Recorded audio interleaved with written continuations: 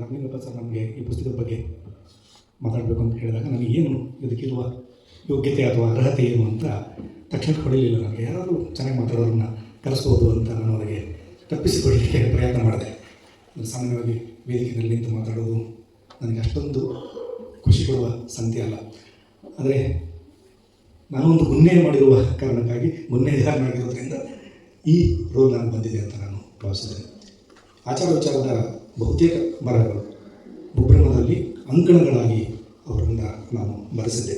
ಆ ಬರೆಸಿದ ಕಾರಣಕ್ಕಾಗಿ ಅವರು ನನ್ನ ಆ ಪ್ರೀತಿ ವಿಶ್ವಾಸದ ಕಾರಣಕ್ಕಾಗಿ ಇಲ್ಲಿ ಕರೆಸಿದಾರಿಗೆ ಹೊರತು ನಾನು ಮಾತನಾಡಬಹುದಾದ ಅಂಶ ಅಂತ ಅನ್ನೋ ಕಾರಣಕ್ಕಾಗಿ ಅಲ್ಲ. ಈ ಅಂಕಣ ಅಂತ ಅನ್ನುವ ಪ್ರಕಾರ ಇದೆಯಲ್ಲ, ಇದು 20ನೇ ಶತಮಾನದ ಕನ್ನಡ ಮಾತ್ರ ಒಟ್ಟು 20ನೇ ಶತಮಾನದ ಒಂದು ವಿದ್ಯಮಾನ. ಪತ್ರಿಕಾ ಸಾಹಿತ್ಯದಲ್ಲಿ ಪತ್ರಿಕೆಗಳಿರೋದು ಸುದ್ದಿಯನ್ನು ಕೊಡಲಿಕ್ಕೆ, ಸುದ್ದಿಯನ್ನು ಹಂಚುವ ಒಂದು ಮಾಧ್ಯಮಗಳಾಗಿದ್ದ ಪತ್ರಿಕೆಗಳಲ್ಲಿ ಸುದ್ದಿಯ ಜೊತೆಗೆ ಮಾಹಿತಿಯ ಜೊತೆಗೆ ಅಭಿಪ್ರಾಯಗಳು ಇರಲಿ, ವ್ಯೂಸು ಕೂಡ ಇರಲಿ ಅನ್ನೋ ಕಾರಣಕ್ಕಾಗಿ ಸೇರ್ಪಡೆಯಾದದ್ದು ಅಂಕಣಗಳು. ಹಾಗೆ ನೋಡಿದ್ರೆ ನವೋದಯದ ಲೇಖಕರ ಕಾಲದಿಂದ ಸಂಪಾದಕೀಯ ರೂಪದಲ್ಲಿ ಮತ್ತು ಬೇರೆ ಬೇರೆ ಕಾರಣಗಳಿಂದಾಗಿ ಅಂಕಣ ಬರೆಯುವ ಪರಿಪಾಠ ಗೊತ್ತಿದೆ. ಇದೊಂದು ಸಾಮಯಿಕವಾದ ಬರಹ ಆಗಿರ್ತದೆ. ಭಾಳಷ್ಟು ಸಲ ಏನಾಗ್ತಿತ್ತು ಅಂತಂದರೆ ಆರಂಭದ ದಿನಗಳಲ್ಲಿ ಆ ಪತ್ರಿಕೆಗಳಲ್ಲಿ ಅಂಕಣ ಪ್ರಕಟ ಆಗೋ ಸಂದರ್ಭಗಳಲ್ಲಿ ಇದು ನಿಯಮಿತವಾಗಿ ಪ್ರಕಟ ಆಗೋದ ಕಾರಣಕ್ಕಾಗಿ ಇದಕ್ಕೊಂದು ಸಾಮಯಿಕವಾದ ಗುಣ ಇರ್ತದೆ. ಆದರೆ ಈ ಅಲ್ಪಕಾಲೀನ ಗುಣದ ಕಾರಣಕ್ಕಾಗಿ ಇದನ್ನು ಶಾಶ್ವತ ಸಾಹಿತ್ಯದ ಭಾಗವಾಗಿ ಬಹಳಷ್ಟು ಕಾಲ ಸೇರಿಸಿರಲಿಲ್ಲ. ಈ ಬರಹಗಳನ್ನು ಇದಕ್ಕೆ ಒಂದು ಅಲ್ಪಕಾಲೀನವಾದ ಸಮಕಾಲೀನ ಗುಣದಿಂದ ಬಿಡುಗಡೆ ಪಡೆಯುವ ಬರಹಗಳಲ್ಲಿ ಕೆಲವಂಥದ್ದೊಂದು ಶಕ್ತಿ ಇದೆ ಅನ್ನುವ ಕಾರಣಕ್ಕಾಗಿ ಆರಂಭದ ಕೆಲವು ಅಂಕಣಕಾರರು ಇದನ್ನು ಪುಸ್ತಕ ರೂಪದಲ್ಲಿ ಪ್ರಕಟ ಮಾಡಲಿಕ್ಕೆ ಶುರು ಮಾಡಿದ ಮೇಲಷ್ಟೇ ಇದಕ್ಕೊಂದು ಸಾಹಿತ್ಯದ ಪ್ರಕಾರ ಅಂತ ಅನ್ನುವ ಒಂದು ಗುಣ ಮತ್ತು ಮಾನ್ಯತೆ ಸಿಕ್ಕಿದೆ. ವಸ್ತು, ಭಾಷೆ ಮತ್ತು ವಿಚಾರಗಳಿಗೆ ಸಂಬಂಧಪಟ್ಟಂತೆ ಅಂಕಣಗಳ ಕೊಡುಗೆ ಬಹಳ ಅನನ್ಯವಾದಂಥದ್ದು. ಈ ಕನ್ನಡದ ಲೇಖಕರು, ರಾಮಲಿಂಗಪ್ಪ ಕೂಡ ಸೇರಿದಂತೆ ಕನ್ನಡದ ಲೇಖಕರು ಅಂಕಣದ ಸೀಮೆಯನ್ನು ವ್ಯಾಪಕವಾಗಿ ವಿಸ್ತರಿಸಿದ್ದಾರೆ. ಕನ್ನಡದ ಅಂಕಣ ಸಾಹಿತ್ಯ ತುಂಬ ಸಮೃದ್ಧವಾದದ್ದು, ವಿಪುಲವಾದದ್ದು ಮತ್ತು ವ್ಯಾಪಕವಾದದ್ದು. ಇದನ್ನು ಯಾವುದನ್ನ ಸಾಹಿತ್ಯದ ಪ್ರಕಾರ ಅಂತ ಪರಿಗಣಿಸ್ತಿರಲಿಲ್ವೋ ಅಂತಹ ಸಾಹಿತ್ಯಕ್ಕೇ ಕೇಂದ್ರ ಸಾಹಿತ್ಯ ಅಕಾಡೆಮಿ ಪ್ರಶಸ್ತಿಯನ್ನು ಕೂಡ ಕೊಡುವ ಪರಿಪಾಠ ಶುರು ಮಾಡಿತು.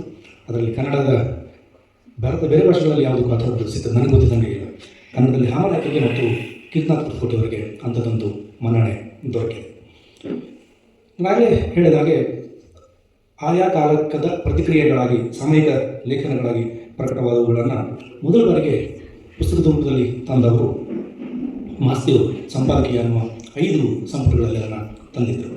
ಅದಾದಮೇಲೆ ನಿಜವಾದ ಅಂಕಣವೇ ಪುಸ್ತಕ ರೂಪದಲ್ಲಿ ಬರಲಿಕ್ಕೆ ಶುರುವಾಗಿತ್ತು. ನಿರಂಜನರು ಬರೆದ ಪಠ್ಯಗಳು ಅವುಗಳು ಈಗ ಕೂಡ ಓದಬಹುದಾದ ಪುಸ್ತಕಗಳಾಗಿವೆ. ಸಾಹಿತ್ಯ ಅಕಾಡೆಮಿ ಕೊಟ್ಟದ್ದು ಮಾತ್ರ ಅಲ್ಲದೆ ಕರ್ನಾಟಕ ಸಾಹಿತ್ಯ ಅಕಾಡೆಮಿ ಕೂಡ ಇದಕ್ಕೊಂದು ಅಂಕಣ ಮತ್ತು ವೈಚಾರಿಕ ಬರಹಕ್ಕೆ ಒಂದು ಪುಸ್ತಕ ಬಹುಮಾನ ಕೂಡ ನೀಡ್ತಾರೆ. ಈ ಅಂಕಣ ಪ್ರಕಾರವನ್ನು ಲಂಕೇಶ್, ಅನಂತಮೂರ್ತಿ, ಲಿಂಗಭಟ್ ಶೆಟ್ಟಿ, ಚಂಪಾ, ಬರ್ಗೂರು, CN ರಾಮಚಂದ್ರನ್, ದಿವಾಕರ್, ರವಿ ಬಿಳಿಗೆರೆ, ಜೋಗಿ, ಜಯಂತ್ ಕಾಯ್ಕಿಣಿ, ವಿಶ್ವೇಶ್ವರ ಭಟ್, ನಟರಾಜ್ ಒಡೆಯರ್, ರಘುನಾಥ್ ಚಹಾ, ಕಾರ್ಯಕ್ರಮದಲ್ಲಿರುವ HL ಪುಷ್ಪ, ಡಾಕ್ಟರ್ ವಿಜಯ, ವಿನಯ ಮುಕುಂದ್, ಹೀಗೆ ಹಲವರು ಈ ಅಂಕಣದ ಬರಹಗಳಲ್ಲಿ ಕನ್ನಡದ ಅಂಕಣದ ಬರಹಕ್ಕೆ ಒಂದು ನಿರ್ದಿಷ್ಟವಾದ ನೆಲೆಯನ್ನು ದೊರಕಿಸ್ಕೊಳ್ಳಿಕ್ಕೆ ಕಾರಣವಾಗಿದೆ. ಆದರೆ ಇದು ಈಗ ಒಂಥರ ಅಳಿವಿನ ಅಂಚಿನಲ್ಲಿರುವ ಸಾಹಿತ್ಯ ಪ್ರಕಾರ ಇದು. ಅಂದರೆ ಯಾವುದೇ ಒಂದು ಪ್ರಕಾರ ಇರಬಹುದು, ಯಾವುದೇ ಒಂದು ಇದಿರಬಹುದು. ಪ್ರತಿಯೊಂದಕ್ಕೊಂದು ಆರಂಭ ಅಂತಂತಿದ್ದದ್ದು ಅದಕ್ಕೆ ಒಂದು ಉಚ್ಛ್ರಾಯ ಸ್ಥಿತಿಗೆ ಹೋಗ್ತದೆ, ಮತ್ತು ಅದು ಕುಸಿತದೆ, ಮತ್ತೆ ಮೇಲೆ ಇರ್ತದೆ. ಅದರದೊಂದು ಏರಿಳಿತಗಳು ಇದ್ದೇ ಇರ್ತವೆ. ಈಗ ಇದು ಅಳಿವಿನ ಅಂಚಿನಲ್ಲಿರುವ ಪ್ರಕಾರ, ಯಾಕಂದರೆ ಮುದ್ರಣ ಮಾಧ್ಯಮದಿಂದ ಅಂಕಣಗಳ ಎತ್ತಂಗಡಿ ಆಗಿರೋದ್ರಿಂದ ಅದು. ಆದರೆ ಅಂಕಣಗಳು ಸಾಯುವುದಿಲ್ಲ, ಅವು ಬೇರೆ ರೂಪದಲ್ಲಿ, ಬೇರೆ ಸ್ವರೂಪದಲ್ಲಿ ಅವು ಅಮಿವಾದ ತನ್ನ ಚಹರೆಯನ್ನು, ಸ್ವರೂಪವನ್ನು ಬದಲಿಸಿಕೊಂಡು ಬರ್ತವೆ. ಇಷ್ಟು ಸ್ಥೂಲವಾದ ಒಂದು ಹಿನ್ನೆಲೆಯೊಳಗೆ ಅಂಕಣಗಳ ಸಂಬಂಧಪಟ್ಟಂಗೆ ಹೇಳೋದಾದರೆ, ಇಲ್ಲಿ ಈ ಅಂಕಣಗಳನ್ನು ರಾಮಲಿಂಗಪ್ಪ ಅವರು ಇದಕ್ಕೆ ಅಂಕಣ ಬರಹ ವಿಚಾರಗಳ ಸಂಕಲನ ಅಂತ ಕರೆದಿದ್ದಾರೆ. ಇದರ 16 ಪ್ರಬಂಧಗಳಿವೆ. ಇದರೊಳಗೆ ಇದನ್ನು ಲೇಖನ ಅಂತ ಕರಿಬೋದು, ಪ್ರಬಂಧ ಅಂತ ಕರಿಬೋದು, ಬರಹ ಅಂತ ಕರಿಬೋದು. ಅದನ್ನು ನಮ್ಮ ಅನುಕೂಲಕ್ಕೆ ಅನುಗುಣವಾಗಿ ನಾವು ಅದನ್ನು ಆ ರೀತಿ ಕರೆಯಲಾಗ್ತದೆ. ಈ 16 ಬರಹಗಳ ಗುಚ್ಛದಲ್ಲಿ ಇರುವ ಒಂದು ವಿಶೇಷತೆ ಏನು ಅಂತಂದರೆ, ಇಲ್ಲಿರುವ ವಸ್ತು ಮತ್ತು ವಿಷಯಗಳು ಹೊಸದಂತ ಅನ್ಸಂಗಿಲ್ಲ ನೋಡಿದ ತಕ್ಷಣ. ಅಂದರೆ ಆಯಾ ಕ್ಷಣಕ್ಕೆ ಆಯಾ ಕಾಲಕ್ಕೆ ತಕ್ಷಣಕ್ಕೆ ನೀಡಿದ ಪ್ರತಿಕ್ರಿಯೆಗಳು ಥರ ಕಾಣಿಸ್ತವೆ. ಆದರೆ ಅಷ್ಟು ಮಾತ್ರ ಆಗಿರದೆ ಅವುಗಳಲ್ಲಿರೋ ಒಂದು ಪ್ರಬಂಧ ಧ್ವನಿ ಇದೆಯಲ್ಲ, ಆ ಕಾರಣಕ್ಕಾಗಿ ಅವು ಬಹಳ ಇಷ್ಟವಾಗ್ತವೆ ಅಂತ ಹೇಳ್ಬೋದು.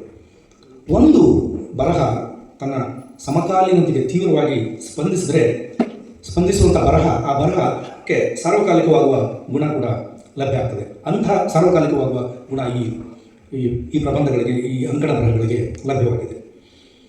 ಸೊ ಹಾಗಾಗಿ ಅದು ಕಾಲದ ಪರೀಕ್ಷೆಯಲ್ಲಿ ಪಾಸಾಗಿ ಪುಸ್ತಕ ರೂಪಕ್ಕೆ ಬರುವ ಗುಣವನ್ನು ಈ ಬರಹಗಳು ಹೊಂದಿವೆ.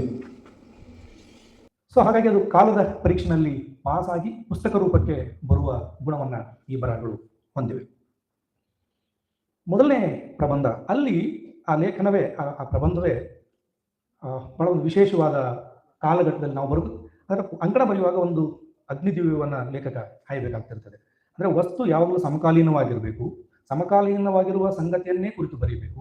ಹಾಗೆ ಬರೆಯುವ ಚಾಲೆಂಜನ್ನು ಎದುರಿಸ್ತಾ ಅದನ್ನು ಬರಹಕ್ಕೆ ಒಗ್ಗಿಸ್ತಾ ಅದನ್ನು ಸಾರ್ವಕಾಲಿಕಗೊಳಿಸುವ ಒಂದು ಸವಾಲನ್ನು ಎದುರಿಸ್ತಾ ಇರ್ತಾರೆ. ಇಲ್ಲಿ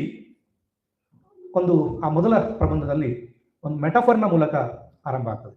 ಸೊ ಒಂದು ಇಲಿ ಹಿಡಿಯಲು ಹೋಗುವ, ಬಿಲದ ಇಲಿಯನ್ನು ಹಿಡಿಯುವ ಒಂದು ಪ್ರಕ್ರಿಯೆಯನ್ನು ಒಂದು ಮೆಟಫರ್, ಒಂದು ರೂಪಕದ ರೂಪದಲ್ಲಿ ರಾಮಲಿಂಗಪ್ಪ ಅದನ್ನು ಕಟ್ಟಿಕೊಡ್ತಾರೆ. ನಾವು ಇಲಿಯ ಬಿಲ ಮುಚ್ಚಿ ಒಂದು ಕಡೆ ನಾವು ಕಾಯ್ತಾ ಕೂತಿದ್ರೆ ಅದು ಇನ್ನೊಂದು ಹಲವು ನೆಲೆಗಳಲ್ಲಿ ಆ ಬಿಲದಿಂದ ಇಲಿಗಳು ಎದ್ದು ಓಡ್ತವೆ ಅಂತ ಅನ್ನೋದು ದ್ವೇಷ ಮತ್ತು ದ್ವೇಷದ ರಾಜಕಾರಣ ಮತ್ತು ತೆಗೆದುಕೊಳ್ಳುವ ನಿಲುವುಗಳನ್ನು ಬಗ್ಗೆ ಅದು ಬಹಳ ಚೆನ್ನಾಗಿ ಮಾಡ್ತದೆ. ಇಲ್ಲಿ ಒಂದು ಮಾತನ್ನ ಈ ಪುಸ್ತಕದ ಬಗ್ಗೆ ಹೇಳೋದಾದ್ರೆ, ಇದರಲ್ಲಿರುವ ಲೇಖನಗಳು ಏಕಕಾಲಕ್ಕೆ ಅವು ಆಡು ಮಾತಿನ ಪ್ರವರ್ಬಗಳನ್ನು, ನುಡಿಗಟ್ಟುಗಳನ್ನು ಬಳಸ್ತಾನೆ ಅವುಗಳನ್ನು ಒಂದು ವಿಚಾರವನ್ನು ಹೊಮ್ಮಿಸುವ ಒಂದು ಇದು ಮಾಡ್ತಾರೆ. ಒಂದು ಸುಮ್ಮನೆ ಅವ್ರದ್ದು ಎರಡನೇ ಲೇಖನದಲ್ಲಿ ಕಂಗ್ಲೀಷ್ ಮೀಡಿಯಂ ಹೊಸಶಕ್ತಿ ನೀತಿ ಅಂತ ಅನ್ನೋದು ಅವರು ಎರಡನೇ ಪ್ರಬಂಧ. ಈ ಪ್ರಬಂಧ ಬಹಳ ಸೊಗಸಾದ ಪ್ರಬಂಧ ಇದು. ಅವರು ಇಲ್ಲಿ ಬರೀ ಸಮಸ್ಯೆಗಳನ್ನು ಹೇಳಿ, ಸಮಸ್ಯೆಗಳನ್ನು ತೋರಿಸಿ, ಸಮಸ್ಯೆಗಳನ್ನು ವಿವರಿಸಿ ಅದನ್ನೊಂದು ವಿರಾಟ್ ರೂಪವನ್ನು ತೋರಿಸೋದಕ್ಕೆ ಮಾತ್ರ ಅವರ ಬರಹಗಳು ಸೀಮಿತ ಆಗಿಲ್ಲ. ಅದಕ್ಕೆ ಪರ್ಯಾಯಗಳನ್ನು ಕೂಡ ಅವರು ಸೂಚಿಸ್ತಾರೆ. ಈ ತ್ರಿಭಾಷಾ ಸೂತ್ರ ಅನ್ನೋದು ಕಂಗ್ಲೀಷ್ ಮೀಡಿಯಂನ ಮತ್ತು ಹೊಸಶಕ್ತಿ ನೀತಿನಲ್ಲಿ ಈ ತ್ರಿಭಾಷಾ ಸೂತ್ರ ಅನ್ನೋದು 4 ಭಾಷೆಯ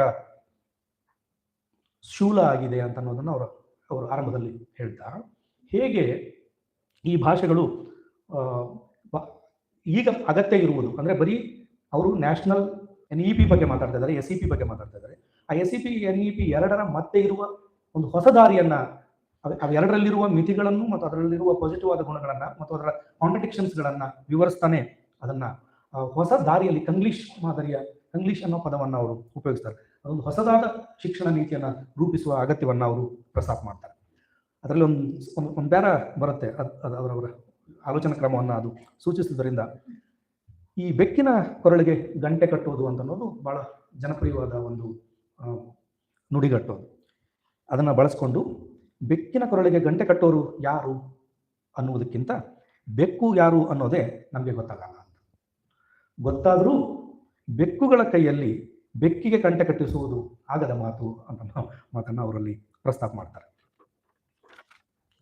ವಸ್ತ್ರ ಸಂಹಿತೆಯ ಬಗ್ಗೆ ಒಂದು ಆಗ ಕಾಲೇಜುಗಳಲ್ಲಿ ಅಂದರೆ ಅದನ್ನು ಬರೆದ ಸಂದರ್ಭಗಳಲ್ಲಿ ಇದ್ದ ಒಂದು ಜ್ವಲಂತ ಸಮಸ್ಯೆಯನ್ನು ಇಟ್ಕೊಂಡು ಅದನ್ನು ಮುಖಾಮುಖಿ ಆಗ್ತಾರೆ. ಅಲ್ಲಿ ವಸ್ತ್ರ ಸಂಹಿತೆ ಅನ್ನೋದು ಬೇಕಾ ಬೇಡವಾ, ಬೇಕಿದ್ರೆ ಯಾಕೆ, ಅದರ ಎಲ್ಲ ಮಗ್ಗುಲುಗಳನ್ನು ಅಂದರೆ ರಾಮಲಿಂಗಪ್ಪ ಇಲ್ಲಿ ಏನು ಮಾಡ್ತಾರೆ ಅಂತಂದರೆ ಯಾವುದೋ ಒಂದು ಸೈಡಿನ ವಾದವನ್ನು ಮಾತ್ರ ಎತ್ತಿ ಹಿಡಿಯುವುದಿಲ್ಲ, ಅದರ ಅಥವಾ ಪರವಿರೋಧದ ನೆಲೆಯಲ್ಲಿ ನಿಂತು ಕೂಡ ಬೈನರಿನಲ್ಲಿ ನಿಂತು ಕೂಡ ಅವುಗಳನ್ನು ವಿಚಾರಗಳನ್ನು ಮಂಡಿಸುವುದಿಲ್ಲ. ಬದಲಿಗೆ ಅವ್ರು ಏನು ಮಾಡ್ತಾರೆ ಅಂತಂದರೆ ಒಂದು ಸಮಸ್ಯೆಗೆ ಇರುವ ಹಲವು ಆಯಾಮಗಳನ್ನು ಚರ್ಚಿಸ್ತಾರೆ ಮತ್ತು ಅಲ್ಲಿ ಹೊಸ ಸಾಧ್ಯತೆಗಳನ್ನು ಮತ್ತು ಅಲ್ಲಿನ ಸಮಸ್ಯೆಯನ್ನು ವಿವರಿಸೋದ್ರ ಜೊತೆಗೇನೆ ಸಾಧ್ಯತೆಗಳನ್ನು, ಉತ್ತರಗಳನ್ನು ಕಂಡುಕೊಡ್ಲಿಕ್ಕೆ ಪ್ರಯತ್ನ ಮಾಡ್ತಾರೆ. ಇದು ಬಟ್ಟೆ ಧರಿಸಬೇಕು ಅಂತ ಧರಿಸುವವರದು ಆಯ್ಕೆ ಯಾವುದು ಅಂತ ಕೇಳುವ ಅವರು ಕೇಸರಿ ಮತ್ತು ಹಿಜಾಬು ಪರಸ್ಪರ ವೈರಿಗಳ ಅಂತ ಅನ್ನೋ ಪ್ರಶ್ನೆ ಕೂಡ ಎತ್ತಾರೆ. ಬಹುಭಾಷಿಕ, ಬಹುಧಾರ್ಮಿಕ, ಬಹುಪಾಂತಿಕವಾದಂತಹ ಬದುಕು ಇದೆ ಎನ್ನುವುದು ನಮಗೆ ಯಾಕೆ ಮರೆತು ಹೋಗಿದೆ ಅನ್ನುವುದು ಅವರ ಆತಂಕ. ಇದರಲ್ಲಿ ಅವರು ರಾಜಕೀಯ ಹಿತಾಸಕ್ತಿಯನ್ನು ಗುರುತಿಸ್ತಾರೆ. ಹಾಗೆಯೇ ರಿಮಾರ್ಕ್ ಮಾಡೋ ಥರ ಧರ್ಮಾಂಧತೆ ಕಲಿಸುವುದು ಶಿಕ್ಷಣದ ಕೆಲಸ ಅಲ್ಲ ಅಂತನ್ನುವ ಸ್ಪಷ್ಟ ನಿಲುವು ಕೂಡ ಅವ್ರದ್ದಾಗಿದೆ. ದೇಗುಲ ಆಚಾರವು ಸಾಮಾಜಿಕ ಸಮಾನತೆಯು ಅಂತನ್ನುವ ಒಂದು ಲೇಖನದಲ್ಲಿ ಅವರು ಟೆಂಪಲ್ ಕಲ್ಚರ್ನ ಇಟ್ಕೊಂಡು ಅಲ್ಲಿ ವಚನಗಳು, ದಾಸರ ಪದಗಳು, ಕನಕದಾಸರು ಹೀಗೆ ಹಲವು ಸೋರ್ಸ್ಗಳನ್ನು ಇಟ್ಕೊಂಡು ಅವುಗಳ ವ್ಯಾಖ್ಯಾನವನ್ನು ಕಟ್ತಾ ಬರ್ತಾರೆ. ವ್ಯಕ್ತಿ ಪೂಜೆಗೆ ಸಂಬಂಧಪಟ್ಟಂಗೆ ಅದು ಉಂಟು ಮಾಡುವ ಅಪಾಯ ಮತ್ತು ಅದರ ಬಗ್ಗೆ ಎಚ್ಚರಿಕೆಯನ್ನು ಕೊಡುವ ಕೆಲಸ ಕೂಡ ನಡಿಬೇಕಾದಂಥದ್ದನ್ನು ಇದು ಮಾಡ್ತಾರೆ. ಇವರ ಬರಹಗಳಲ್ಲಿ ಒಂದು ಸಾಮುದಾಯಿಕ ಪ್ರಜ್ಞೆ ಕೆಲಸ ಮಾಡಿದೆ ಅಂತ ಗಮನಿಸ್ಬೋದು. ವ್ಯಕ್ತಿತ್ವ ರೂಪುಗೊಳ್ಳುವುದೇ ಕಾಲ ಮತ್ತು ದೇಶ ಮತ್ತು ಚರಿತ್ರೆಗಳಿಂದ ನಿರಂತರ ಸಾಮುದಾಯಿಕತೆ ಮತ್ತು ಎಲ್ಲವನ್ನು ಒಳಗೊಂಡ ಸಮಾಜ ಇರಬೇಕು ಅಂತನ್ನೋದು ಅವರ ಕಲ್ಪನೆ. ಅದನ್ನು ಇಲ್ಲಿ ಬರಹಗಳು ಹೇಳ್ತಾರೆ. ಈ ಕಾಲಾತೀತ ಮತ್ತು ಸ್ಥಳಾತೀತ ಆಗಿಯೂ ಕಾರ್ಯ ರೂಪಾಂತರಗೊಳ್ಳಲಿಕ್ಕೆ ಸಾಧ್ಯ ಇದೆ ಅಂತ ಹೇಳುವವರು ಕಾರ್ಯದಿಂದಲೇ ಕರ್ತವ್ಯ ಹೊರತು ಕರ್ತವ್ಯದಿಂದ ಕಾರ್ಯ ಅಲ್ಲ ಅಂತನ್ನೋದನ್ನು ಸ್ಪಷ್ಟವಾಗಿ ಹೇಳ್ತಾರೆ.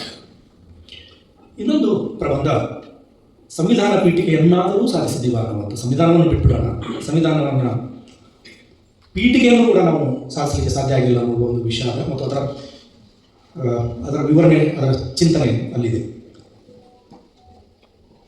ಯಾರದೋ ಅಜೆಂಡಾ ಮಾರಮ್ಮನ ಜಾತ್ರೆ ಅಂತ ಒಂದು ಕೇಳಲಿಕ್ಕೆ ಪಾಪ್ಯುಲರ್ ಅಂತ ಅನಿಸುವಂಥ ಟೈಟಲ್ ಇರುವ ಒಂದು ಪ್ರಬಂಧ ಇದೆ. ಈ ಪ್ರಜ್ಞೆ ಅನ್ನೋದು ಹೇಗೆ ರೂಪುಗೊಳ್ತಾ ಹೋಗ್ತದೆ ಅನ್ನೋದನ್ನು ಇಟ್ಕೊಂಡು ಅದು ಇದನ್ನು ಹಲವು ಇದಾಗ್ತಾ ಇರೋದು. ಇದು ವಿಕೇಂದ್ರೀಕರಣಗಳಲ್ಲ. ಒಂದು ಊರಿಗೆ ಒಂದಿದ್ದ ಗಣೇಶ ಚೌತಿ, ಊರಿಗೆ ಒಂದಿದ್ದ ಗಣೇಶನ ಪ್ರತಿಷ್ಠಾಪನೆ ಮತ್ತು ಅದರ ಪ್ರಕ್ರಿಯೆ ಪ್ರಾಸೆಸ್ಸು ಗಲ್ಲಿಗೂ ಆಗೋದನ್ನು ಅದು ವಿಕೇಂದ್ರೀಕರಣ ಅಂತ ಹೇಳಲಿಕ್ಕಾಗಲ್ಲ ಅಂತ ಹೇಳ್ತಾರೆ ಅವರು. ಊರು, ಕೇರಿ, ಕುಟುಂಬ, ಸಮಾಜಗಳ ಪ್ರತಿಬಿಂಬ ಅಂತ ಮಾಡ್ತಾರೆ. ಮಾರಿ ಜಾತ್ರೆ ಮತ್ತು ಅಸಾಧ್ಯ ಹಾಡುಗಳು ಅವುಗಳೆರಡನ್ನ ಇಟ್ಟು ಅದನ್ನು ಕಟ್ತಾ ಹೋಗ್ತಾರೆ.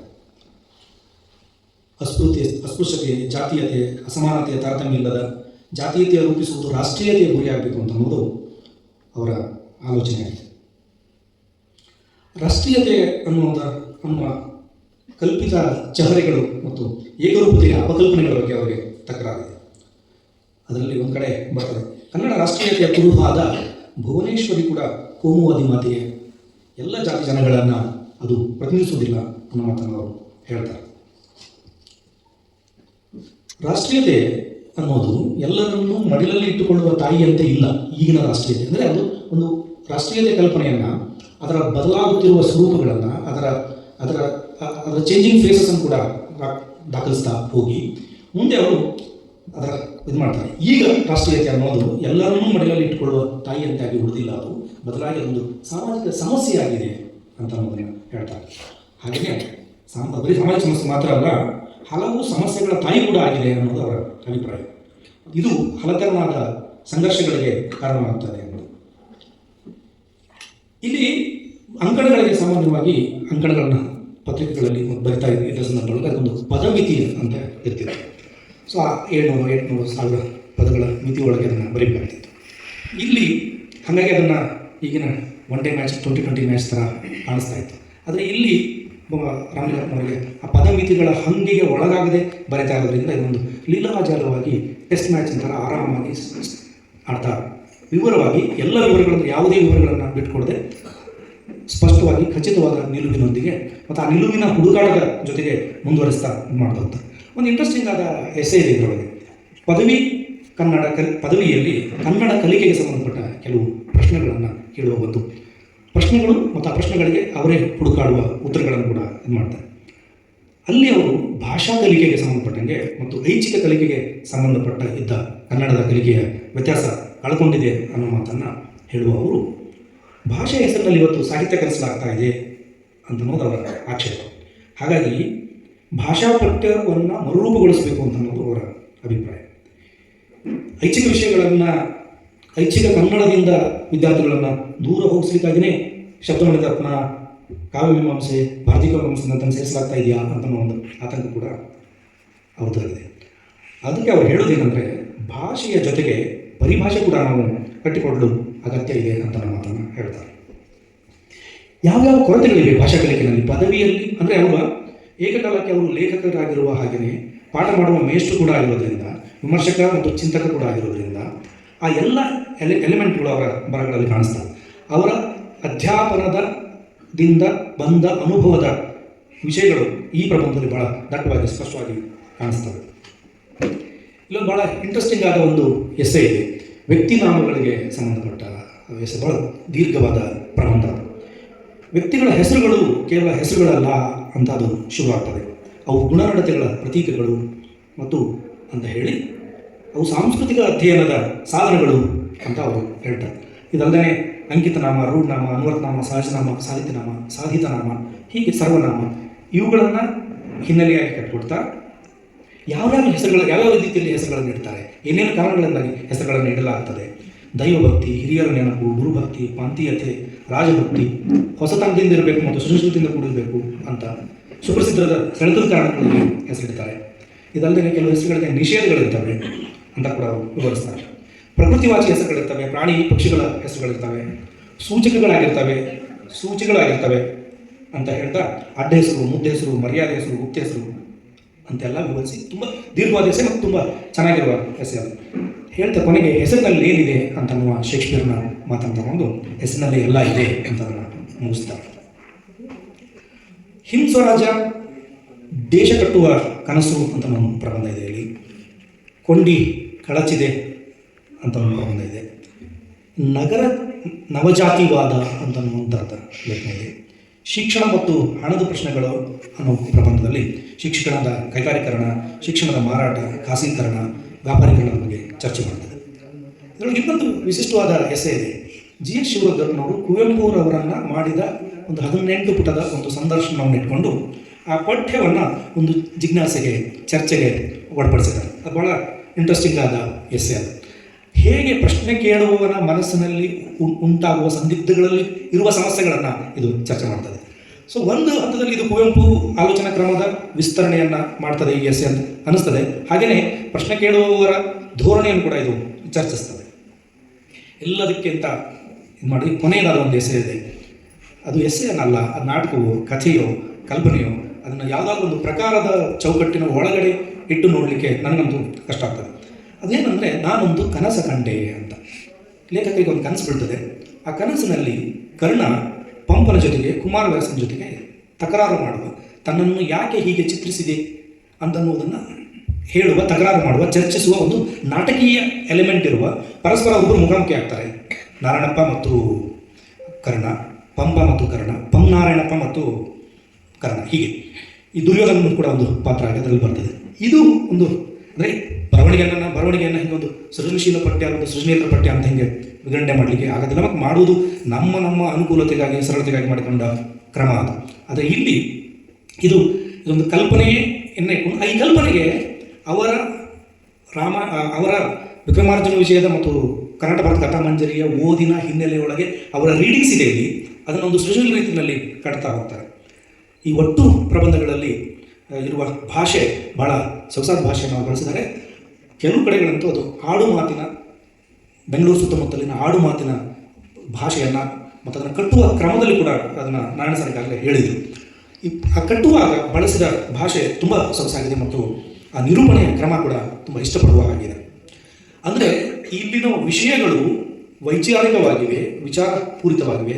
ಹಾಗಂತ ವೈಚಾರಿಕತೆಯ ಭಾರವಾಗಲಿ ಒಂದು ಜಡತನವಾಗಲಿ ಅದರಲ್ಲಿ ಇಲ್ಲ. ಅದಕ್ಕೆ ರಾಮಲಿಂಗಪ್ಪ ಅವರು ಬಳಸುವ ನುಡಿಗಟ್ಟುಗಳು, ರೂಪಕಗಳು ಮತ್ತು ಬರಹದ ಶ್ರೀಮಂತಿಕೆ ಕಾರಣ ಅಂತ ಮಾತುಗಳನ್ನು ಹೇಳ್ತಾ ಇಷ್ಟು ಹೊತ್ತು ನಾನು ಈ 16 ಪ್ರಬಂಧಗಳ ಬಗ್ಗೆ ಸ್ಥೂಲವಾದ ಒಂದು ನೋಟವನ್ನು ಹೇಳಲಿಕ್ಕೆ ಪ್ರಯತ್ನ ಮಾಡಿದ್ದೇನೆ. ಪೂರ್ತಿ ಜಾಸ್ತಿ ಇನ್ನೂ ಮಾತಾಡ್ಬೋದು. ಯಾಕೆ ಮಾತಾಡಲ್ಲ ಅಂದರೆ ನೀವೆಲ್ಲ ಪುಸ್ತಕ ಓದಲಿ ಅನ್ನೋ ಕಾರಣಕ್ಕಾಗಿ. ಮತ್ತು ಪುಸ್ತಕದ ಒಂದು ಪರಿಚಯಾತ್ಮಕದಿಂದ ನಾನು ವಿಮರ್ಶೆ ಮಾಡಲಿಕ್ಕೆ ನಿಂತಿಲ್ಲ. ವಿಮರ್ಶೆ ಮಾಡುವುದು ನನ್ನ ಉದ್ದೇಶವೂ ಆಗಿರಲಿಲ್ಲ. ಸೊ ಇದು ವಿಮರ್ಶೆಯ ವೇದಿಕೆಯೂ ಅಲ್ಲ, ವಿಮರ್ಶೆ ಅಲ್ಲ. ಇದೊಂದು ಸಣ್ಣ ಪರಿಚಯಾತ್ಮಕ ಒಂದಿಷ್ಟು ಟಿಪ್ಪಣಿಯನ್ನು ಕೊಡುವ ಪ್ರಯತ್ನ ಮಾಡಿದ್ದೇನೆ. ಇಲ್ಲಿ ಬಂದು ಮಾತನಾಡಲು ಅನುವು ಮಾಡಿಕೊಟ್ಟ ರಾಮಲಿಂಗಪ್ಪ ಅವರಿಗೆ ಮತ್ತು ಅವರ ಎಲ್ಲ ಬಂಧು ಸ್ನೇಹಿತರಿಗೆ ನಾನು ಕೃತಜ್ಞತೆಯನ್ನು ಹೇಳ್ತೇನೆ. ನಮಸ್ಕಾರ.